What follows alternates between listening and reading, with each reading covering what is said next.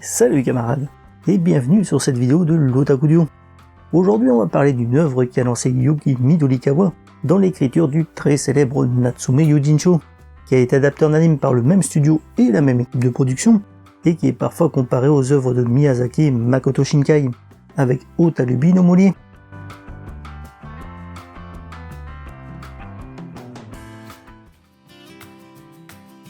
C'est l'histoire d'une jeune fille nommée Otalu et de son amitié avec Gin, un étrange jeune homme qui porte toujours un masque, qu'elle a rencontré par hasard dans son enfance au milieu d'une forêt de montagne. Étrange, c'est bien le mot, puisque Gin n'est pas humain, c'est un esprit, et si un humain vient le toucher, il disparaîtra pour toujours. Otalu revient chaque été passer du temps avec Gin, et leur relation mûrit alors qu'il lutte avec ses limites. Otalubi no Murie, qui peut être traduisiblement à la lumière d'une luciole de la forêt ou vers la forêt des lucioles, est à la base un one-shot shoujo écrit par Yuki Midorikawa, publié de juillet 2002 à juillet 2003 dans le magazine LalaDX. Midorikawa a expliqué que l'idée de l'histoire lui était venue facilement, mais qu'à la base elle ne voulait écrire une histoire aussi compliquée que celle-ci, qu'après avoir obtenu plus d'expérience dans l'écriture de manga. Elle s'est cependant lancée plutôt de peur de perdre l'idée. Il faut dire que toute l'histoire n'est venue que de son envie de dessiner quelques petites scènes extrêmement précises. Elle voulait dessiner une scène où un garçon esquive une fille qui tombe vers lui, les ombres d'une forêt d'été, dans le but d'augmenter la gamme des tons et des noirs utilisés dans son manga. Et enfin, elle voulait représenter un festival d'été plus tranquille que ceux qu'elle avait dessinés auparavant.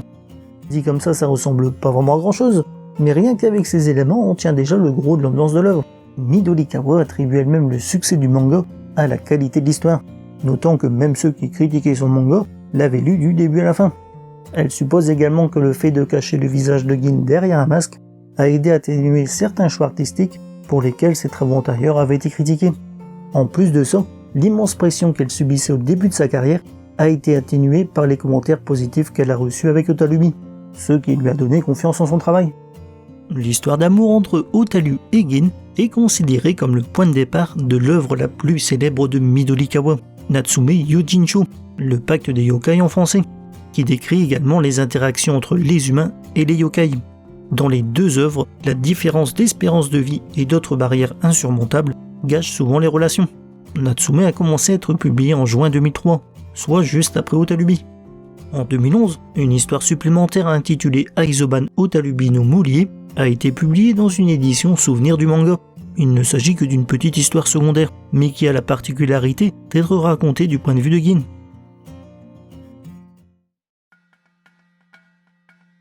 En 2011, le manga fut adapté en un court film d'animation de 44 minutes, réalisé par Takehiro Omori et le studio Buens Base, studio derrière des animes comme Bakano, Dulalala, Tonari no Keibutsukun, My Teen Romantic Comedy et surtout Natsume Yojincho. Il faut savoir qu'à la base il ne s'agissait que d'un petit projet, né de l'envie personnelle de Yumi Sato, le producteur d'animation, qui avait apprécié le manga. Il ne s'agissait donc ni d'un travail de commande, ni d'une œuvre faite pour faire de l'argent. D'ailleurs, quand le projet a été validé en 2011, il ne s'agissait alors que d'un OAV, et donc évidemment sans sortie cinéma. Mais la popularité de Natsume, qui comme je l'ai dit à plusieurs reprises d'ailleurs, était également écrit par Midorikawa et était adapté en anime par la même équipe de production, leur a donné tout le soutien dont ils avaient besoin pour faire un film complet. Le personnel qui travaille sur le film est tout de même très limité, pour des contraintes budgétaires évidentes. Mais grâce à sa faible durée, il a été intégralement produit au Japon, au sein même du studio Buens Base, alors que Natsume par exemple a été en grande partie sous-traité à l'étranger, comme quasiment tous les animes d'ailleurs. Contrairement à une grande partie des animes fantastiques du studio, ici pas d'action ni de mystère. Il s'agit avant tout d'un anime émotionnel et contemplatif. C'est une œuvre poétique au rythme lent qui puise son inspiration dans le folklore japonais, sur fond de romance atypique. L'une des difficultés à adapter le manga était que le développement de la relation entre Otalu et Gin devait être montré visuellement plutôt que par monologue. Pour y parvenir, ils ont utilisé le changement de la taille d'Otalu, en montrant subtilement la convergence de la longueur de leur foulée, métaphore de l'évolution de leur relation. Autre changement, Omori a choisi de commencer la narration alors que Otalu a 18 ans, en lui faisant rétrospectivement raconter l'histoire.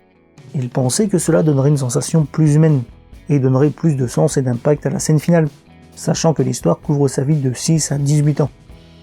Elle évolue donc énormément, alors que Gin lui reste quasiment toujours le même, faisant progressivement rapprocher Hotaru de l'âge apparent de Gin. Mais avec seulement 40 minutes sans générique de fin, l'histoire se doit d'aller à l'essentiel. Ça se traduit par exemple par le très faible nombre de personnages, toute l'action se concentrant uniquement sur les personnages de Gin et Hotaru.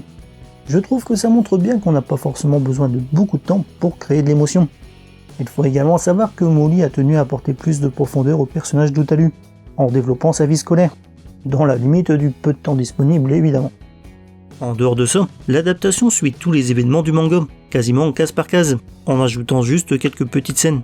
A noter également que s'il y a quelques moments comiques, surtout quand Hotaru est jeune, ce n'est pas un élément central. Encore une fois, ça change de la plupart des œuvres du studio, qui utilisent généralement beaucoup l'humour. C'est clairement un anime du style qu'on aime ou qu'on n'aime pas. Certains y voient un ode à la simplicité, à la tendresse, à l'amour et à la vie, alors que d'autres y voient un film trop simpliste, vide, ennuyeux et peu original. Pour l'anecdote, en mars 2011, à mi-chemin de la production, le grand tremblement de terre de l'est du Japon, suivi par un tsunami destructeur et la catastrophe de Fukushima, frappèrent le Japon.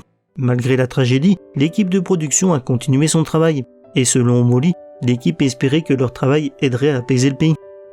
Omori suppose que ça fait partie des raisons de l'excellente réception et des prix que l'anime a reçus plus tard. Le film a en effet été fortement suivi pendant des mois au Japon, remportant notamment en janvier 2012 le prix du meilleur film d'animation au 66e Mainichi Film Award. Lors de la première européenne le 8 octobre 2011 au festival Scotland Love Animation, il a remporté le prix du jury. Pour l'anecdote, Yokohama craignait que le public étranger ne comprenne pas et n'apprécie pas pleinement cette œuvre, qui, il faut le dire, est vraiment très japonaise. Mais la réaction du public à Glasgow a atténué ses craintes. Ce qui n'empêche pas qu'il n'est toujours pas arrivé chez nous.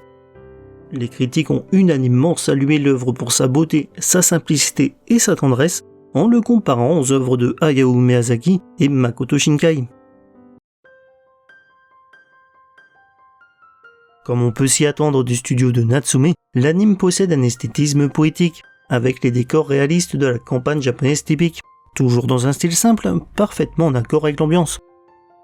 Le studio a parfaitement réussi à recréer la sensation de l'été, avec une attention particulière portée à l'éclairage et aux couleurs.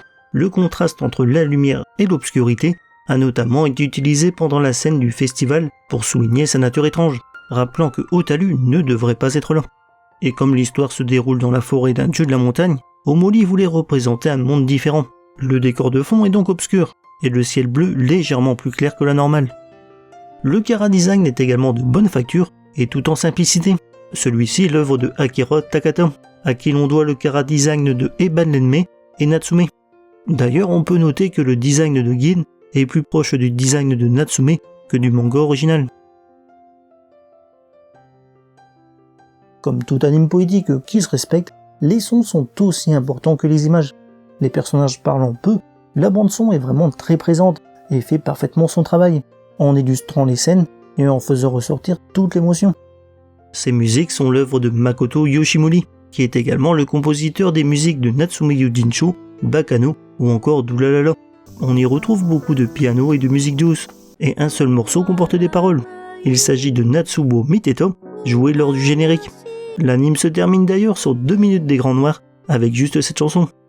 De plus, étant donné l'importance de l'été dans l'histoire, Omori a volontairement chargé son film en son rappelant l'été japonais, comme le bruissement des feuilles et l'emblématique chant des cigales. Pour le doublage, comme dit avant, ce petit film ne déborde pas de dialogues interminables ou complexes.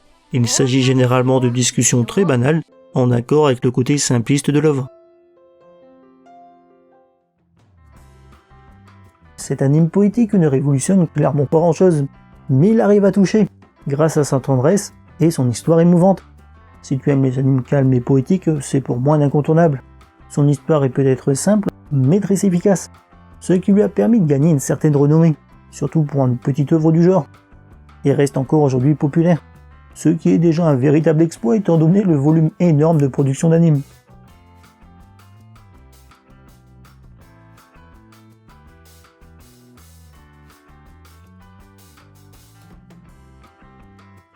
Forcément, si tu aimes l'un, tu aimeras l'autre. Ici, l'ambiance est plus sérieuse et sombre, mais c'est une autre référence incontournable des animes fantastiques.